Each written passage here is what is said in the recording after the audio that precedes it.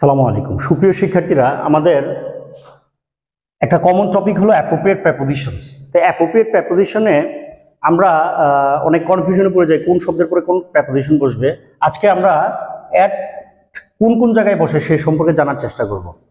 তো আমরা জানি পৌঁছানো অর্থে অ্যারাইভের পরে অ্যাট বসে, অ্যারাইভ অ্যাট কোনো জায়গায় পৌঁছানো বা কিন্তু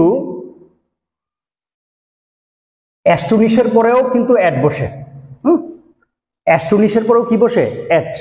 তারপরে অদক্ষ ইংলিশ হলো ব্যাড অ্যাট, কিন্তু দক্ষ ইংলিশ হলো গুড অ্যাট। যেমন he is good at mathematics বা he is bad at mathematics. তারপরে ক্যাচ অ্যাট, নাগাল পাওয়া। ক্যাচের পরে অ্যাট বসে, নাগাল পাওয়া। যেমন ডিসঅ্যাপয়েন্ট অ্যাট, হতাশ হওয়া। ডিসঅ্যাপয়েন্ট, হতাশ হলে এটাকে বলা হয় ডিসঅ্যাপয়েন্ট অ্যাট। তারপরে গেট অ্যাট, বুঝতে পারা। তারপরে গ্রাম্বল অ্যাট, অসন্তোষ প্রকাশ করা। গ্রাম্বল অ্যাট, হ্যাঁ, কোনো বিষয়ে অসন্তোষ প্রকাশ করলে এটাকে বলা হয় গ্রাম্বল অ্যাট। যেরকম এখানে আছে jeer at, love at, smile at.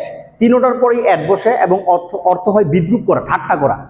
হ্যাঁ, GR at, love at, smile at মানে ঠাট্টা করা। আর কুইক অ্যাট, কোনো বিষয় কুইক হলে এটা তো কি বলি, চতুর। হ্যাঁ, তাহলে কুইক অ্যাট। তারপরে চিৎকার করা, জোরে চিৎকার করা শাউট, শাউটের পরে অ্যাট বসে। আর সারপ্রাইজড, অবাক হইলে সারপ্রাইজড অ্যাট। হ্যাঁ, অবাক জাতীয়, যেমন অ্যাস্টনিশড, এটার পরে অ্যাট। হ্যাঁ, START, স্টার্টল, এটার পরে অ্যাট। এগুলো অবাক বোঝায়। Surprised at, startle at, astonished at. তারপরে অ্যামেজড অ্যাট, এগুলোর পরেও অ্যাট বসে। তারপরে এক দৃষ্টিতে তাকিয়ে থাকা হলো স্টেয়ার অ্যাট। কারো দিকে এক দৃষ্টিতে তাকিয়ে থাকলে বা কোনো কিছুর দিকে এক দৃষ্টিতে তাকিয়ে থাকলে এটাকে বলে স্টেয়ার অ্যাট। অবাক হইলে ওয়ান্ডার অ্যাট, এই যে একটু আগে বললাম অবাক জাতীয় শব্দগুলোর পরে অ্যাট বসে। আর ব্যথায় কুচকে যাওয়া উইন্স অ্যাট।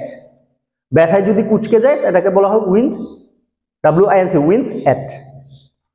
তো এই ছিল অ্যাট সম্পর্কিত আলোচনা। সবার জন্য শুভকামনা। Thanks for watching.